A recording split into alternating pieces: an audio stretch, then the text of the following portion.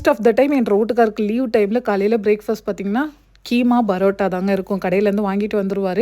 But இந்த வாட்டி நோன்பு டைமுன்றதுனால கடையெல்லாம் மூடிடுவாங்களா, காலையில் 10 மணிக்கு எழுந்திரிச்சு ஏங்க கீமா பரோட்டா ஆர்டர் பண்ணுங்கன்னா கடையெல்லாம் மூடிடுவாங்க, வீட்டில் செம அப்படின்ட்டாரு.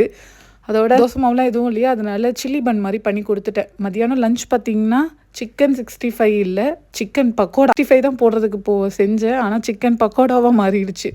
அதுவும் சிம்பிளாக ரசம் வச்சுருந்தேன். ரசத்துக்கு புளி மட்டும் கொஞ்சம் கம்மியாக சேர்த்து செஞ்சு பாருங்கள், சூப்பராக இருக்கும். ஈவினிங் பார்த்தீங்கன்னா டீ காஃபியை கட் பண்ணிவிட்டு நன்னாரி பால் தான் செஞ்சு கொடுத்துருந்தோம் 2 பேருக்கும். அதோட ஈவினிங் போயிட்டு அப்படியே வாக்கிங் போயிட்டு கொஞ்சம் நேரம் ஷட்டில் கார்க் விளையாடிட்டு அப்புறம் வீட்டுக்கு வந்தாச்சு.